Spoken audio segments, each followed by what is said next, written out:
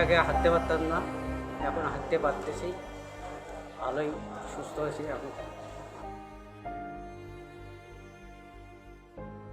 Good morning friends, मैं doctor Surendra Gupta, consultant neurosurgeon. आज आप लोगों के बीच मैं एक पेशेंट के बारे में डिस्कस कर रहा हूँ। ये पेशेंट मेरे पास 2 महीने पहले आया था।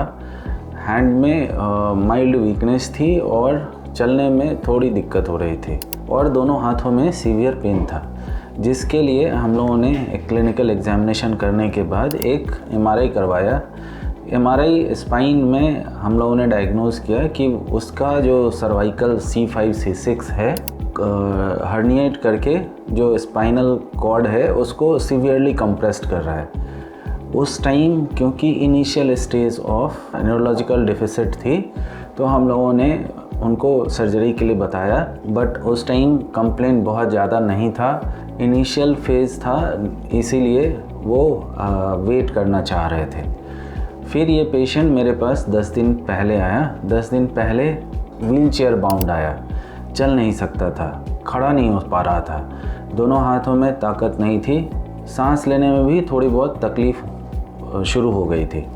ऐसे पेशेंट्स में जब ये सब शुरू हो जाए तो समझना चाहिए कि तुरंत ही इनको अस्पताल ले जाना है और जैसे डॉक्टर ने बोला सर्जरी कराना है। लेकिन ये पेशेंट फिर भी 10 दिन तक वेट किया और आसपास डॉक्टर को दिखाता रहा, जिस कारण से उसकी ये स्थिति हो गई थी।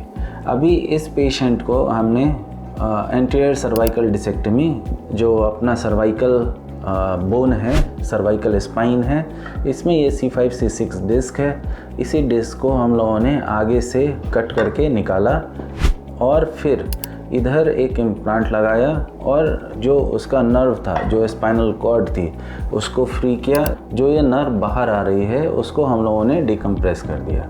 इस तरह से ये पेशेंट अभी हमारे पास फॉलोअप में आया है और अभी असिस्टेड वॉकिंग करता है, मतलब सहारे के साथ, थोड़ा सहारे के साथ चल पा रहा है। हम लोग उम्मीद कर रहे हैं कि अगले 2 महीने में ये पेशेंट बिना किसी सहायता के, बिना किसी असिस्टेंस के चल पाएगा और अपने काम को फिर से वो कर पाएगा। इस केस डिस्कशन से हम आप लोगों को ये बताना चाह रहा था कि जब भी कोई भी पेशेंट को इस तरह से न्यूरोलॉजिकल डेफिसिट शुरू हो जाए और डॉक्टर यदि बोलते हैं कि सर्जरी कराना चाहिए, इससे उनका जो ये डेफिसिट है वो रिकवर कर जाएगा और फर्दर डिटेरियोरेशन के चांसेस कम हो जाएंगे, तो फिर आपको सर्जरी कराना चाहिए।